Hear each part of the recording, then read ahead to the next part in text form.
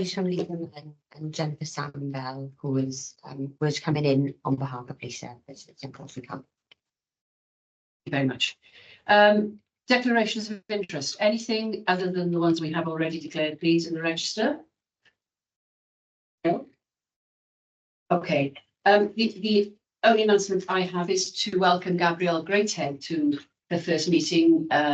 Gabrielle was successfully appointed as interim monitoring officer, along with her legal services manager role for us on Friday. So croeso, and thank you very much for taking us on board. Not easy, but we're very grateful for your legal expertise. Okay, so point 4, previous minutes, please. I'll take matters arising together with as we go through. So page 3, anything? Page 4.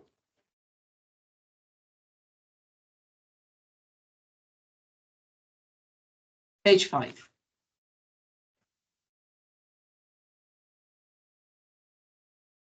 Page 6.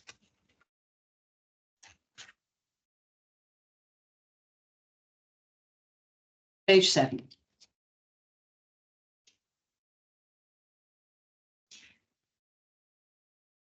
Page 8.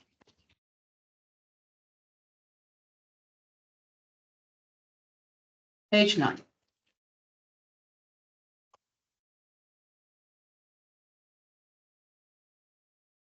Page 10.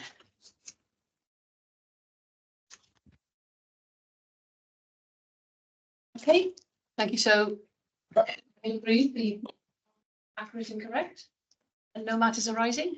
Yeah. Okay, noted, thank you. And now move to the chief for update on outstanding actions, please, on page 11. Okay, thank you, Chair. And there is only the one outstanding action now. I didn't raise it matters arising because any of it come up here. Yeah. I was mentioned in the previous meeting to remove this action and to update on through other forums on a regular basis. Yeah. But since the last meeting, there's been a development in this space that I wanted to bring to your attention. Therefore, that's why it's been left on here on this occasion.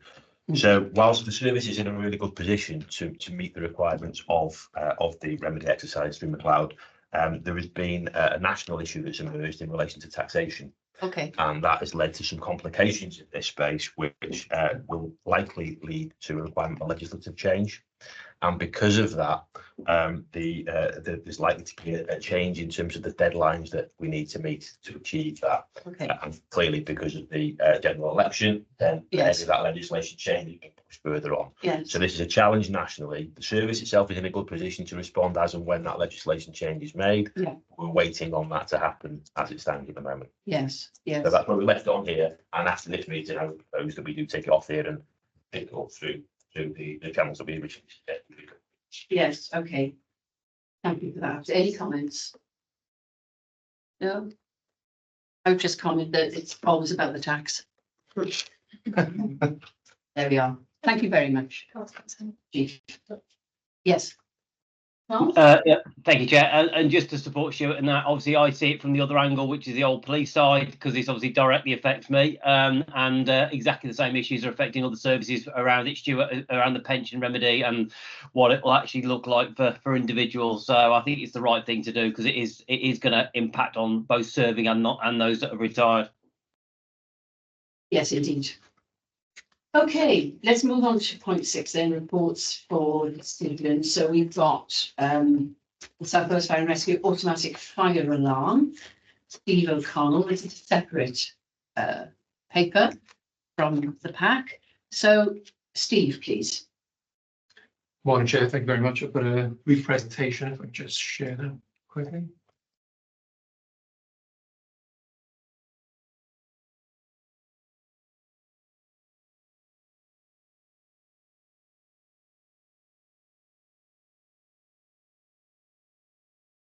Everyone's had a quick chance to look through the report. So I've just got a really brief presentation based on a few things.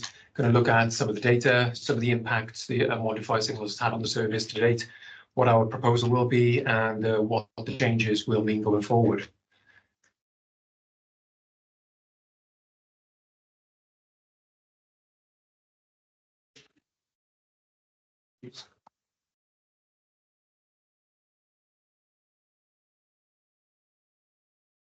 Yeah.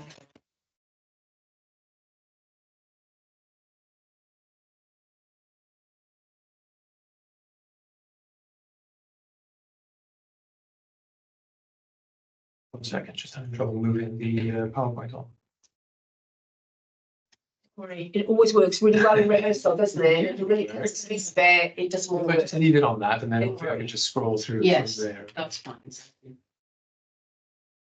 Okay, hopefully everyone can see that just about. And so what we've got there is just the gross data from Modifier Signals for the last 6 years. Obviously last year, 2023-24, we saw a number of Modifier Signals of 5,974. Significant uptrend over the last 6 years. That's a 10% increase on the year before and a 41% increase since 2018. That doesn't tell the whole story when it comes to the impact of Modifier Signals, or AFAs, I should say, on the service, because further on top of that, our control operators filtered 1,518 calls, which we didn't respond to. And then there were a further 929 calls that we were mobilized to, that we were recalled from as well. So it doesn't tell the whole story, but it gives you an idea of a continually increasing data trend for Modifier Signals. That is obviously the gross figure for Modifier Signals, and there's lots of individual story types within that data. And a couple of examples of that is hospitals are often known as a worst offender for Modifier Signals, but their Modifier Signals are actually trending down over the last 6 years. And so the next natural question is, if hospitals are a worst offender, their calls are coming down, what is going up? The main protagonist since 2017 is purpose-built blocks of flats, which have more than doubled since 2017. So that's a quick overview of what the data looks like. A quick look at how that impacts us as a service. So all those calls last year, as an example, equaled 9,080 appliance movements. That has a significant impact on our fire cover. It also disrupts, obviously, our risk critical training. I know there's lots of parallel conversations around ensuring we find enough time for our operational crews to be able to train appropriately for their role. Also has an impact on our community risk reduction activities. So whether it's on fire safety checks or school visits. Obviously, something like a school visit takes quite a lot of planning or arranging. If that's disrupted by an AFA response, then not only is that an impact for our service, road users, but also the local school as well. It makes the teachers have to do something that lesson when they were expecting the firemen in. Yeah, exactly. Significant disruption across the board. There's also increased road risk for our public and personnel. And based on the data from vehicle accidents, we estimate that our mobilizations to and returning from AFAs resulted in 15 vehicle accidents last year. Is that normal? You know, the accidents, because what people are rushing, or what's the? I suppose that's a difficult question to answer. What I do know is there were 47 vehicle accidents en route to returning from operational incidents last year. Okay. And you can see from the number of operational incidents that we do attend, almost 19,000 last year. And then you exacerbate that with the number of times we send those incidents. Yeah. It's natural that there will be some vehicle collisions en route to those incidents. Right. But yeah, just for clarity, most of our accidents take place low speed maneuvering accidents like reversing, Okay. as opposed to blue lights. Sounds a bit like my driving. That.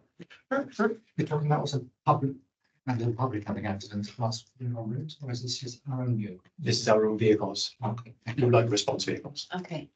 Thank you. So if we stop you, Steve, because we don't know these things, you know, and it's very interesting to have that professional view from a layperson view. So thank you. And just on the final point, there has been work to date, and I'll just cover some of those points just really briefly. Mentioned call challenging earlier. Our fire control operators do an excellent job of filtering calls at point of call, and if mobilization isn't required, then that doesn't happen. And again, just to reiterate, that was 1,518 calls last year that we didn't mobilize to. And that's pretty consistent over the last 6 to 8 years. There's also been stakeholder engagement as well, and a good example of that is the work of our healthcare teams in our business fire safety department. They work closely with our health boards, and obviously we've seen the benefits and the results of that with the reduction of Modifier Signals to healthcare premises. We do have a 4-stage response policy, which our operational crews undertake. So when there's either 1, 5, 10 or 20 calls to an individual property, then we'll scale up interventions accordingly with support of our business fire safety officers as well. And also we instigated a reduced appliance strategy for daytimes since 2017. And all of those have seen small benefits, but obviously, as you can see from the gross number, they haven't done what we want them to do, which is have an impact on the overall number of unwanted fire signals, because, and that's evidenced through the continued upward trend, certainly last year as well.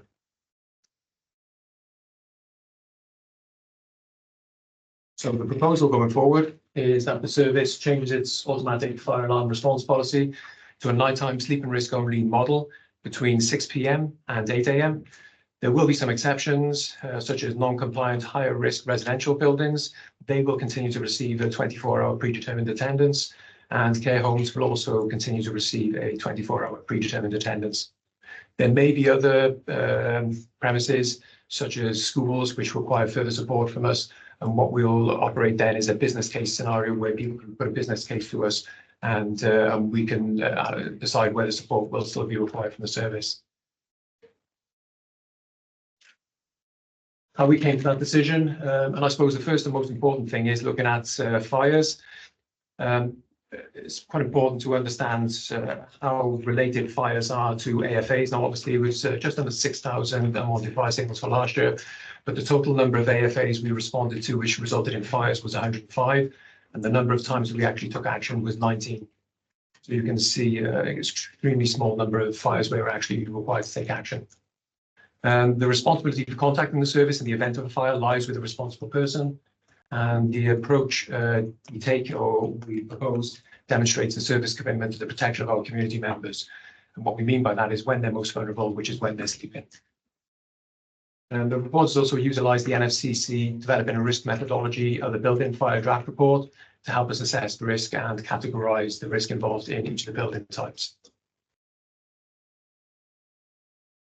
When we look at delivery, what we're looking at is if we get approval to move forward today, then what we will intend to do is proceed with the process on the 1st of January 2025. And before that, obviously, that will instigate significant internal and external engagement and education to make sure that everyone is comfortable with the changes.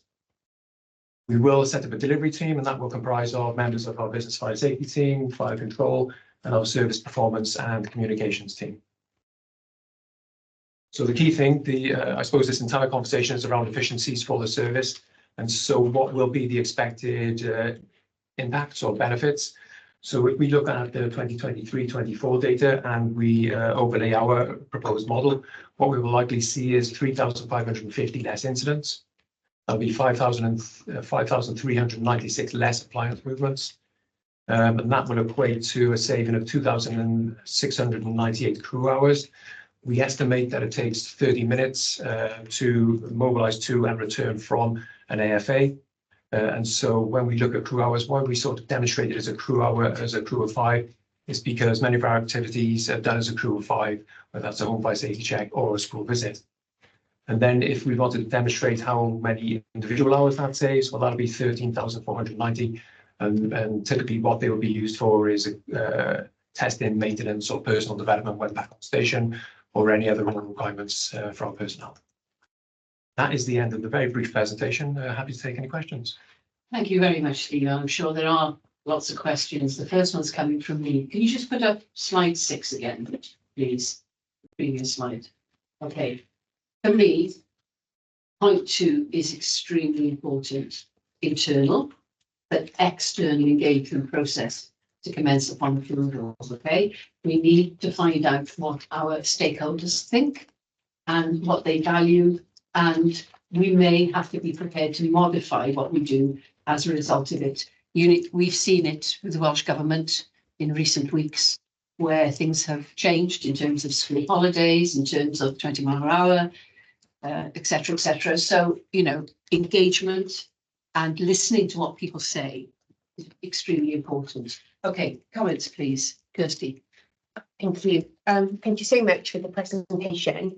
I'm really glad we've landed on this slide, because I don't think in the paper it actually says when this process is going to begin. So I think if we could have an amendment to the paper, because as I've looked through, and I'm not quite sure whether it's explicit in the paper about when the policy starts, but you've answered that question, so that's great. I guess for me, it would be useful to know when we will land and agree on what the exceptions policy is, because there's still some discussion, isn't there? And I know that's complicated. In fact, we've got a joint control, and you really wouldn't want people in the joint control having different policies across our service and Mid and West. So it'd be useful to know when you think you'll be able to agree what the exceptions look like. And I'd be interested to understand why there is a distinction between schools and the policy to schools and the policy towards FE college. Because in the impact assessments, it talks about future generations and it talks about the need to protect the, you know, very important asset of a school. But then we don't say that about an FE college. And for some students, they would get a protection because they're in the sixth form. But they would be doing exactly the same courses, exactly the same qualifications, but they'd be doing it in an FE college, which would not be subject to the same level of support. So I just think we need to make sure we're not making an unfair distinction between a school and an FE college, when in for many cases they're delivering exactly the same service. Does that make sense? And also, if I looked at the graph, colleges and universities are going up. So actually, that's one of the services where, one of those areas where there seems to be greater demand. So when you're looking at the exceptions, I think we just need to explore the school FE college a bit further. That'd be great. I think it then talks about risk mitigation, isn't it? Because we've got on the risk register not a timely response to fires. We talk about risk mitigation. It'd be really useful to see that risk mitigation plan alongside this policy, because at the moment we've got the policy but not then the risk mitigation against it. So that would be great to see that in due course.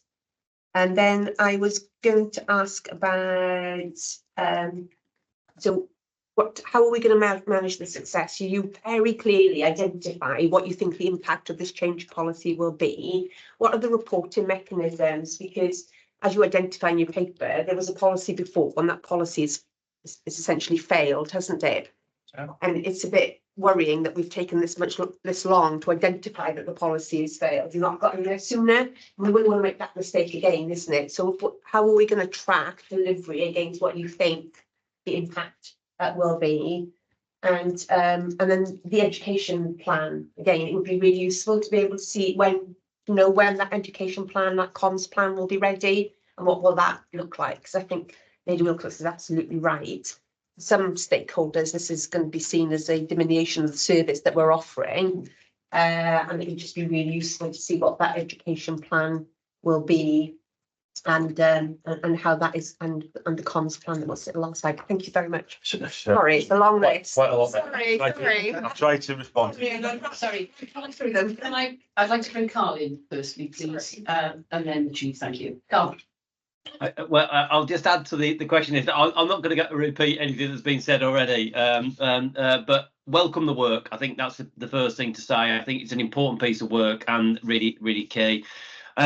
Just to support Kirsty's points really around the consistency, if we can get to a consistent approach across Wales, I think it leaves the service in a better place and is a much stronger argument with our communities, politicians, etc., etc. And that might mean we need to kind of manage some of what our expectations to others, but if we can do, I think that would be really important. Absolutely agree with Lady Wilcox around that communication piece, especially with the service under such a great deal of focus at the moment. That engagement is really key.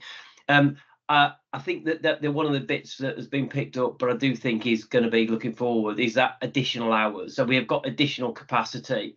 We already know we've got quite a lot of capacity in the system, so how are we going to make the best use of that one? And just one of those kind of key bits really, I think you'd have picked it up anyway, that early engagement with the Welsh Government Fire Advisor. It's part of the kind of thematics as well, so that may well help some of that engagement, certainly with Welsh Government. But no, really welcome the work. Thank you. I'll bring Fitch in, please, and then we'll go to the chief for some answers. So first of all, really welcome the report. I think it's been a long time coming up. Yeah. Just a couple of observations. I think we get the numbers reduced, we can then target prevention work in the remaining numbers with greater accuracy.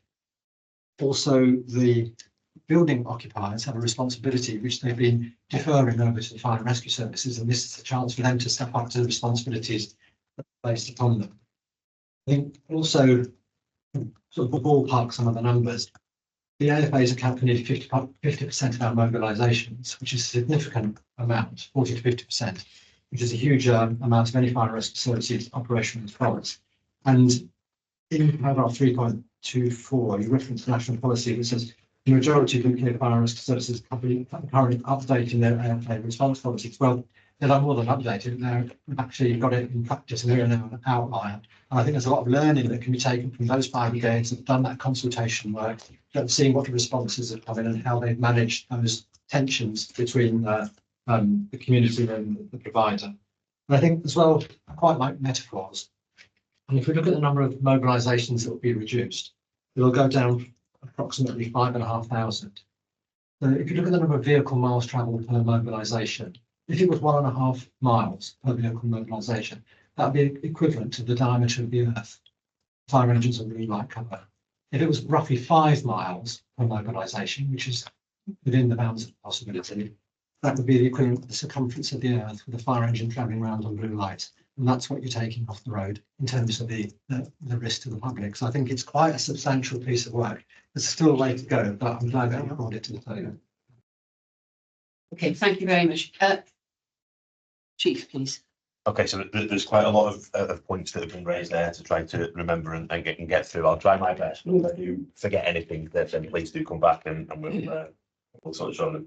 So I understand, and there's been a lot of dialogue and discussion in relation to the particular issue with schools and further education establishments, because I think we as an organisation fully recognise the impact that a school fire has on a local community in terms of displacement of children, splitting them up amongst multiple schools, that work was lost, all of that kind of discussion is very well understood. I think, though, that the position that we've landed upon is that there is a similar level of displacement and disruption for another type of business that's a major employer in the area, for example, that may have a fire and result in blown down and loss of jobs and so on. So the difference, whilst it is sort of imperative or important, it's not that much different between the two types of establishment. There is also, as Reggie's already said, responsibility on business owners in this space, because what we're not responding to through these automatic fire alarms and wanted fire signals is actual fires. There is no duty on a fire and rescue service to respond to alarm operating.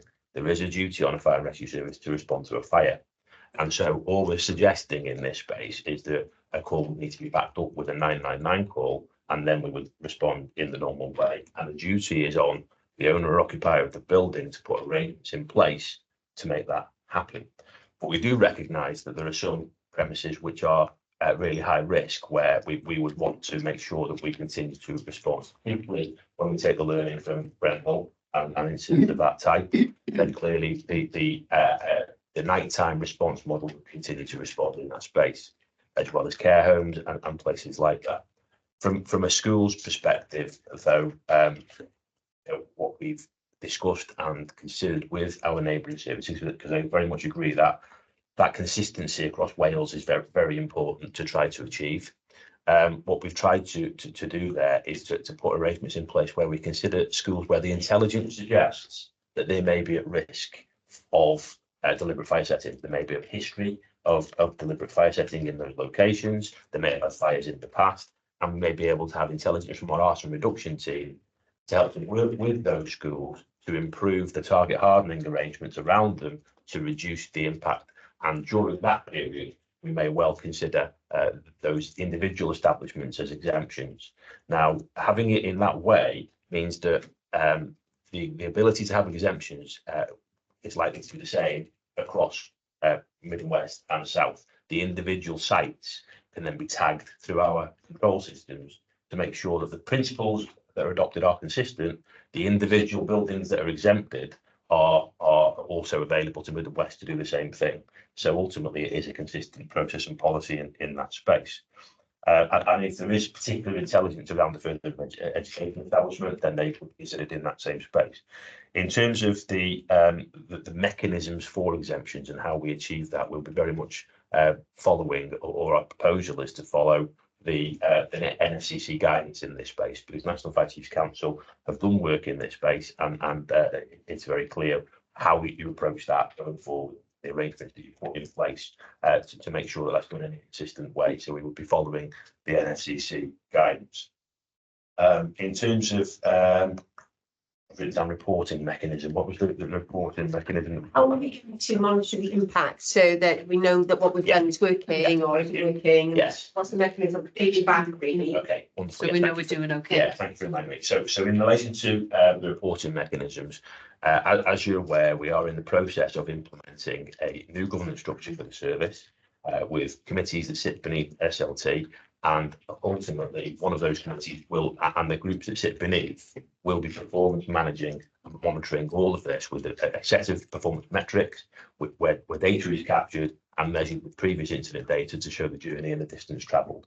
And that will be reported through SLT and then ultimately through to the Board of Commissioners for that scrutiny and oversight. So that through our existing structures that we are training from the ground as they become more mature. There was conversations in relation to additional capacity and the additional capacity that this will create, which is a really good point. But what we do know is that there are issues of capacity already in terms of our operational training requirements, and they need to improve the numbers of hours and types of training that we deliver. There is additionality required through our understanding of our risks through gathering information through our SSRI program, site-specific risk assessment program, and gathering information around buildings to raise awareness of our crews. There's also that opportunity, as Rich mentioned, in relation to focusing our efforts on an increased community safety offer to improve. Now, ultimately, as we move into the future and conversations continue to develop in relation to broadening the role of firefighters, then again, that leads us, it leads us into a position where some of those conversations may well be able to be reignited around capacity, around broadening of the role. Already touched on the fact that there is an owner responsibility here that was mentioned around that. Was there anything else that So when are we going to see, when are we going to see the risk mitigation and the education plan, and then sitting alongside that, the comms plan? Yeah, so I'll open up and then I'll hand over to Brian to continue. So in terms of education, it is very, very important. And I take Lady Wilcox's point in relation to making sure that is a robust plan that does engage with people. I think that there's often a piece around myth busting. This means, because I think that people will think that we are removing something that is going to lead to loss of life. That is certainly the case, and evidence from other services demonstrates that, as well as our own evidence, because as Steve took you through the presentation, he talked about the numbers of incidents where intervention was actually required, and actually if you go to a level below that, the intervention that was actually required were very low level interventions that may have consisted of things like removing a pan from a stove and turning it off, or something along those lines. You know, very low level things with very limited resources that were required. So the adverse incidents that people perceive may happen have been evidence based across the country that actually haven't happened. So we can very much, the plan will focus on myth busting in that space and discussing with our communities, business owners and the like, about what their expectations are, what the requirements of them is in the event of a fire occurring. So in terms of undertaking that examination or understanding whether there actually is a fire, and the requirements to put in a call to back up, and then you will get a fire service attendant to understand that you won't automatically get one, but also to myth bust, as well as working with them in that 6-month period to put in place some of the risk mitigation measures that will assist their premises. They may not have a life risk, they may have a risk of another kind, maybe a heritage property or a property where there's a particular set of documents or files that need to be protected. Working through our business fire safety team, provide advice and support to business owners to make sure that they understand the suite of options that are available to them to reduce risk within their properties. Brian, is there anything else you want to add to that? No, I think you cover all, thanks, Chief. But you know, it's from Lady Wilcox's perspective, the education and engagement piece is really crucial. So from my perspective, and the reason why I brought Mike in to my right, Mike's the area manager whose team. So if the recommendation and the commissioners endorse the recommendation report, in terms of the real work starts then with the education engagements, and you're right, Kirsty, the date was missing. We're going to be in a position from the 1st of January next year where we make the changes. So the real work really takes place in terms of the what next. So the next steps, the engagements, and the education piece. Steve's piece with to get the data to the why bit, why we need to change. Previous endeavours have failed to deliver changes. In fact, we've seen a 41% increase in spite of the previous endeavours. And like Fitch said, we are a bit of an outlier in terms of we're almost late to the party, to coin a phrase, in terms of putting this on the table today. Well, here we are here today is a crucial bit of work because, in my opinion, unlocks a lot of the other stuff that's going to come hereafter, the unconstrained analysis and training and the reinvestments in training. But Mike's team, I can almost say you can rest assured that Mike's team will take a project management approach. We're not only asking for any extra money or resources in terms of maybe just the media bit, how much that will cost, but Mike's team will absorb this as an exceptional BAU to get it over the line for the 1st of January. And the real hard work will take place once we get the green light in terms of the education and engagement piece. And we will make sure that you're more than adequately briefed through the channels the chief said in terms of knowing that the risk is being managed effectively. Thank you. Any other further comments on this? No? Okay, so we are asked then to recommend, commissioners, that the South Wales Fire and Rescue Service changes its automatic fire alarm response policy according to the 3 points there. And if we agree to it, the Business Fire Safety Team will manage the implementation, roll out and remove this change, and feedback to the commissioners on a regular basis. So are we agreed? Agreed? Yeah. Agreed. Okay, there we are. That's unanimous. Thank you. And thank you for the presentation. Thank you very much. Okay, moving on to the strategic policy plan. That's page 39 of the pack. And over to Alison, please. Thank you, Chair. Morning, members. So, by way of an introduction to this report, as you will know, the requirement to have a strategic equality plan is a legal duty under the Equality Act 2020 in Wales. The purpose of the legislation is to ensure that equality is at the heart of all our decision making and is focusing on the policies and procedures and implementing new ways of working. What the report shares with you is the 2020-23 SEP, so Strategic Equality Plan. That's a back look. We included that document in the report for you to see where we got to in terms of that time frame. So the report is split into areas that focus on the design and delivery of our services, a lens on us as an employer and how we interact with our staff, and how we meet our legal obligations in terms of the Equality Act. I'll pause there on that document because I think that's there mainly for your information. It's a backward look and it captures where we think we've got to 2023. I think the main focus and for our discussion today is the 2023-26 SEP, which was also attached to the report. The format is structured in a very similar way to the previous document. So again, it focuses on our services, our culture and our people. What we're seeking approval from you today is the updated and revised forward, which has been drafted by the current Chief Fire Officer, and that incorporates reference to the Morris report, also reference to the appointment of the commissioners, and as well as that, we've undertaken an initial mapping exercise to ensure that we've drawn across the culture report recommendations into this SEP. It is a cursory map, it's an initial map exercise that we've done, but we've taken the opportunity to incorporate the changes that are happening thus far in the service, and you know, to ensure that we are current in terms of our strategic equality plan.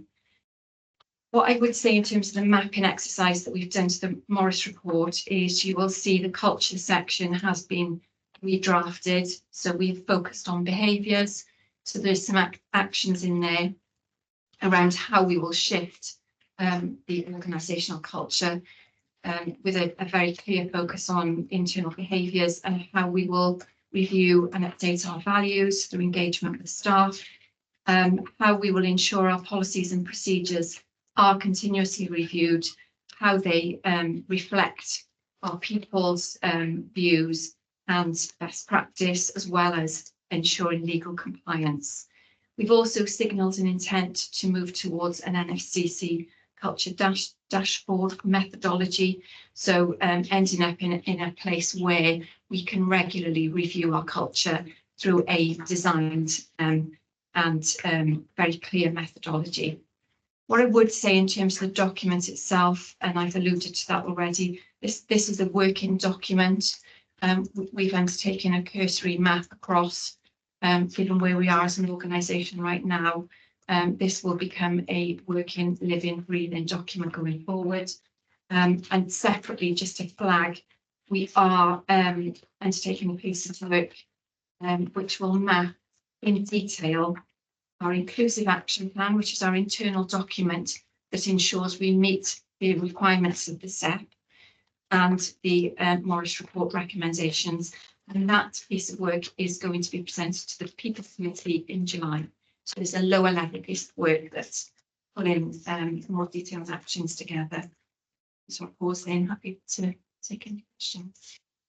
Thank you, Alison. I think that's a very swift but detailed resume of where we've been and where we are. I think it's good to include the previous report to see where we've been, to see that, you know, things were in place, but maybe not successfully in terms of outcomes. And it's very important that we have this forward plan for the next 3 years. So I'm going to leave it at that for me at this point. I do have other points I'll come back with, but I'd ask my fellow commissioners. Kirsty? Yeah, thank you very much, Lady Wilcox, and thank you, Alison, for this. And like Lady Wilcox said, I think it's really important to see like the old plan and then, you know, the new plan going forward. And I'm really pleased to see a really strong emphasis on training, education, support to enable people to, you know, have all the information, skills, knowledge that they need to do the right thing. So I think that's really, really comes out really strongly in this, and I really welcome that. I guess the question would be, maybe for what you talked about at the end and the next level, and, you know, whether we, you know, need to set ourselves some targets and some, you know, what we're, because we talk here about increasing more of this, more of that, but what does that look like in reality? Because more could just be one extra person that does it, or one extra PADR that is completed. So I just wonder in the next level down whether we can have a discussion about what does success look like in terms of some of the soft measurables, you know, what are our staff telling us, but also some of the hard, you know, the qualitative and quantitative kind of methods by which we can map our success. But I guess that's for the next level of work. So I think I really welcome this, but some more granular stretching that's going to really push us to demonstrate, you know, progress would be great. Okay. Yeah, thank you. Thank you. I'll take Carl and then Rich. Thank you, Carl. Yeah, I really hate following Kirsty. So she steals all my best bits. But no, I think, Alison, I think the language around working document and bearing in mind where we are in the journey, that evolution as we go forward, I think is right, isn't it? Because we've got a vision at the front at the moment. That vision might change as we kind of get more mature around the cultural work, as we know the organisation, where do we want to be? I absolutely support Kirsty's view around, you know, if we want to be the best we possibly can, target performance data, aspirations around some of these areas, not everything, but I think we really need to be there around this. And Stuart and I spoke very briefly yesterday about the kind of number of women in the service. We know it's a fundamental issue for us. So, you know, we could say we want to aspire in the next 3 years to be at a point and be very clear around some of these elements. So we need to think about it very carefully. We need to kind of make sure we can track the data, Stuart, which is a challenge for us.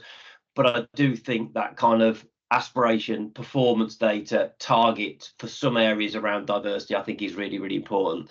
But yeah, otherwise, I like the report. I think it looks, you know, the journey is really, really good as well. Thank you. Great, thank you. Well, thank you for the report, Alison.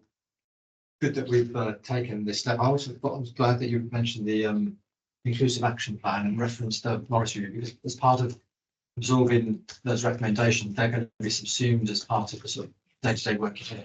And as we've discussed earlier, we just want to be able to track those to make sure, because we have to specifically report back on those. So that's really good to see. I was quite struck when Carl's referenced the sort of the gender issues in terms of representation. But if we look at the community demographic in terms of ethnicity, and then we look at staff demographic, it's even more palpable. So I think there's work to be done in a whole range of areas in terms of representation. And I suppose the question is that IT always plays quite an important part in being able to pull together all these data sets and being able to have be able to report accurately in the moment on what's happening, like sort of dashboard type approach. Do you feel that the IT systems that you've got in place are sufficient for you to be able to produce those data sets at speed and on time? So I agree with you on the ability to report in real time. So we currently have a core HR system which is up for renew in terms of the contract. So I think one of our ambitions would be to have a more intuitive system in place that allows us to pull off those reports. Equally, there's a BMIS dashboard that we currently have. And I think there's work underway to look at that. I'm looking around for some IT colleagues to help, but there's a piece of work underway to look at how we can draw and be perhaps a bit more real time in our reporting and intuitive. That makes sense. There's a digital transformation piece that's about to embark, isn't it, Dominic? You know, which will encapsulate all the software packages that we use, which, but yeah, so Dominic's mapped that out. You see, we had a conversation about that, you see, but there is a strategic There's work to be done in this space. Yeah. There is work to be Definitely. done, essentially. Yeah, actually, Dominic, then in that case, could you give us a bit of information on that? Yeah, so as part of our transformation programme, we are looking at all the recommendations in advice review in these various areas. We've got a number of work streams that are currently being looked at by the working groups.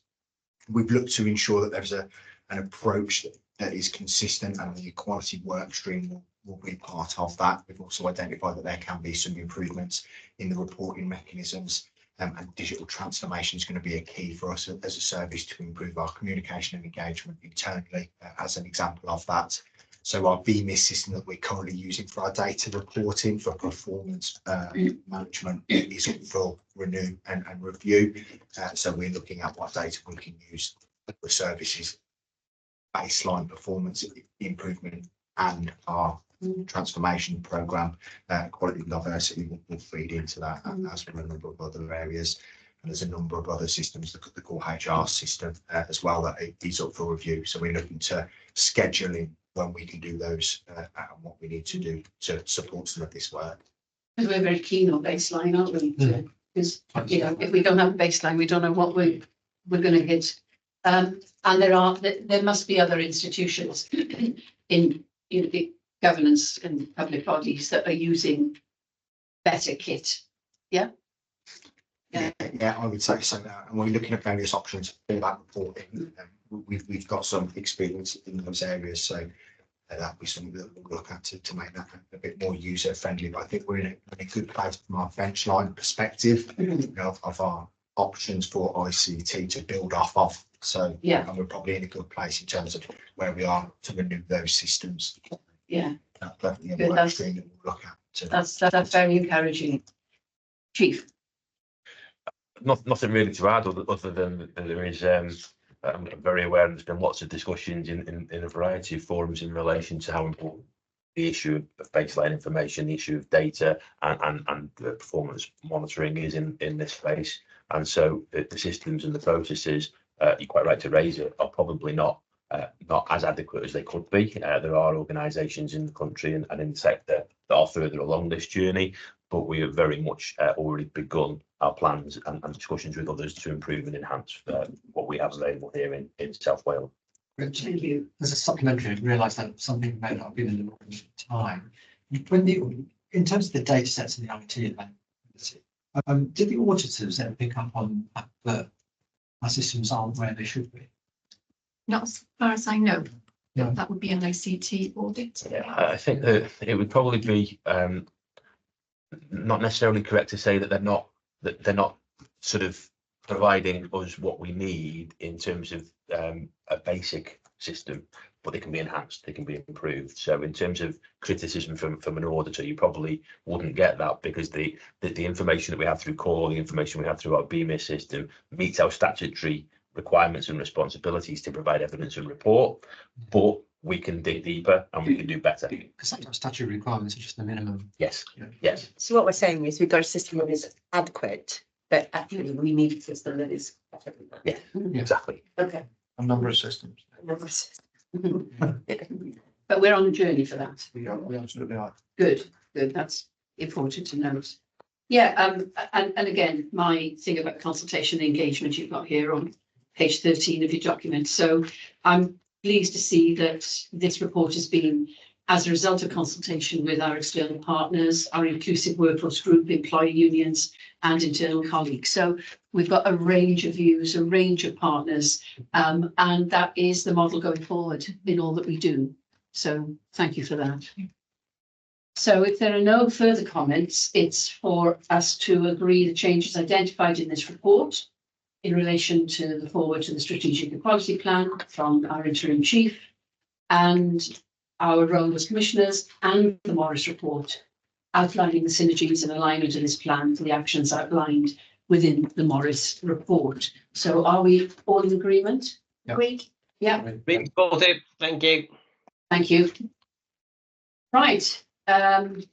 So we're now on to our revised scheme of delegations, and that's the chief, please. That's page 87 of the document. Yes, thank you, Chair. And as you know, the Section 37 of Local Government Act 2000 requires South Wales Fire and Rescue Service to update, or South Wales Fire and Rescue Authority actually, to update and publish the Constitution. This includes the scheme of delegations, and any updates to or amendments to the scheme of delegations would require required approval from the Fire Authority, and obviously in their absence now by the Board of Commissioners. The scheme of delegations is in place to ensure that decisions are made in accordance with the law and describes the delegated powers and expectations placed upon principal officers and heads of departments and heads of service. The document has been changed to reflect the interim governance arrangements that are currently in place in South Wales Fire and Rescue Service, and to recognise that the Commissioner's functions, in addition to the governance and budgetary oversight, also include oversight contained within the terms of reference that were published and stipulated by the Welsh Government at the time of your appointment. Of course, it will then be necessary to further amend this document in the future at some point when you leave the service and hand over governance arrangements to others. This report is brief, but ultimately the request is for you to agree and adopt the proposed scheme of delegations. As I said, the amendments to that scheme are simply to reflect the changing governance arrangements and the additional requirements that are in terms of your terms of reference. So that they're the only real amendments to the document. Okay, I don't know if anyone's got any comments, Paige? Yeah, just thanks to Chief for bringing this forward. I mean, it has been subject to legal advice, so satisfied that it's legally appropriate. I think we also talk about these arrangements for our interim tenure, and then subject to review, they should be redrafted. I think when it comes to redrafting, I think that one of the things I'm just drawn to is how detailed these go down to some quite relatively want to use the word junior, but mid-ranking people in the organisation. We've got elements in the scheme of delegations when I would think that the directors or the executives would have that responsibility for all those people under them. Therefore, the responsibilities delegated to the directors or the executives is sufficient, rather than, and then we've got the facilities coordinator is named. Facilities manager, yeah. So, you know, I think it's Buildings very, coordinator. a concern when things get granular is that by trying to get them so granular, you miss bits in the detail. Whereas if you keep it broad brush, you capture everything. So I think that's not for now. That's perhaps for the monitoring officer to inform something further down the line when we look to review them. But thank you. Yeah, no, thank you for that, Richard, and I concur. It's not my experience of schema delegations aren't in this level of detail, but I suppose that what we didn't want to do at this point is that wholesale review. It's simply a case to reflect the new governance arrangement, but ultimately we have that opportunity at some point in the future, don't we? Yeah. Carl, Polly before you. Yeah. Oh, thanks, Lady Wilcox. That's appreciated. Because Kirsty does steal all the best bits. So just a few point, Maria. I think firstly, thank you for all the work that's been done on this. It's never going to be the most exciting bit of work in the world, but it is fundamentally important for an effective organisation and running going forward. So I think the work is really important. I think it would be odd if it didn't look different to what we had before, bearing in mind what we've seen, what we've heard. So the fact that it is different, the fact that it is recognising our slightly different and unique role to the authority is really important. And it is unique times.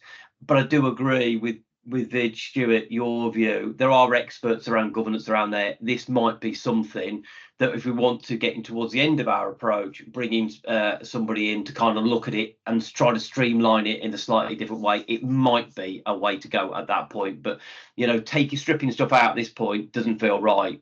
Being really, really clear, I think is good. So a really good bit of work. So thank you.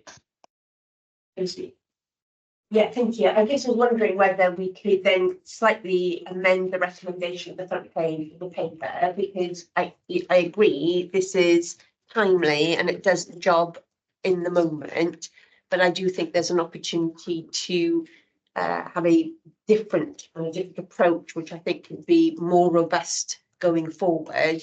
I'm just wondering whether we could have a slight amendment that says that that we would look to commission a piece of work internally at a later date to, you know, at the appropriate time to further amend the scheme of delegation, because I think it indeed, in my experience, like all stage, this is quite unusual in the levels of it goes to, and I don't think that necessarily leads to the smoothest running of an organisation.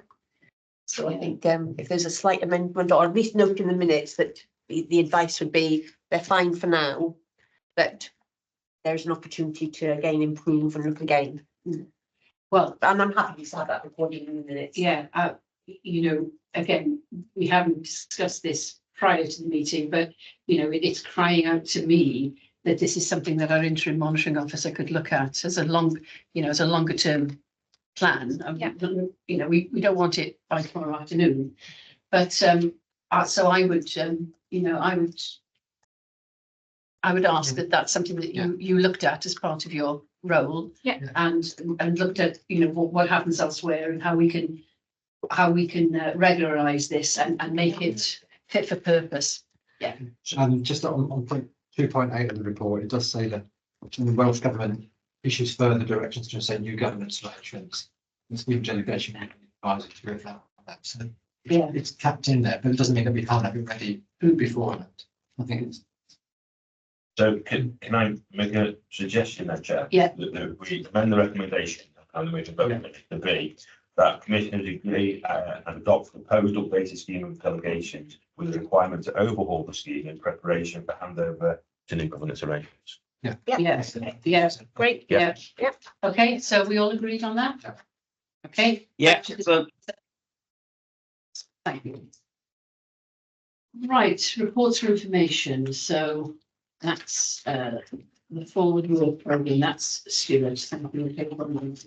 Okay, so this is just the cursory look forward in relation to the things that are on the agenda for so from 120 or bottom of 124 in the pack, clearly the items that we see from this meeting, one area that was deferred, so that was the Audit Wales audit plan deferred to the next meeting in August 24. So at the bottom of that page it reflects the Welsh language standards that will be brought to the next meeting, the health and safety annual report, the audit wealth plan that I've just referred to, and the review of strategic risk. They are the 4 areas that are planned to come to the next meeting.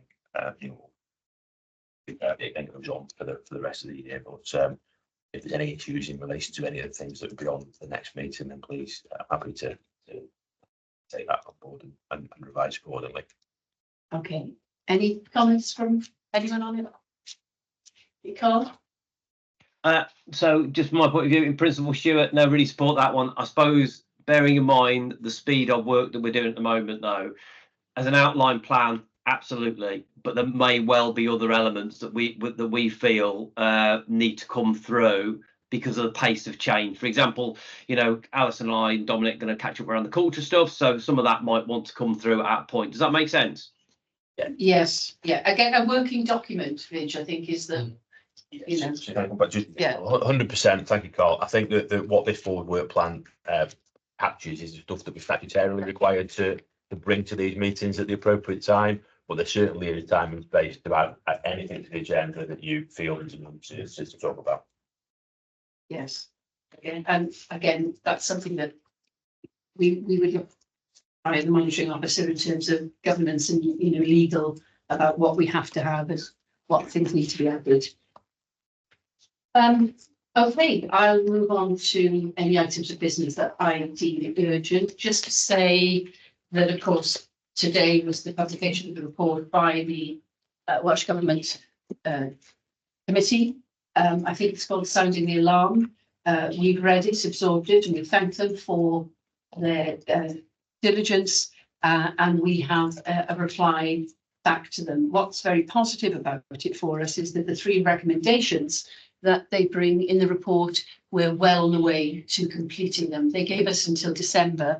We'll have those completed, hopefully by July. So, and other aspects are ongoing, but just to note our thanks for that. And I don't know if any of my colleagues have comments. No. No, from me. Okay, right. In that case, I declare the meeting closed. Diolch yn fawr iawn am dod. Thank you very much for coming. Okay.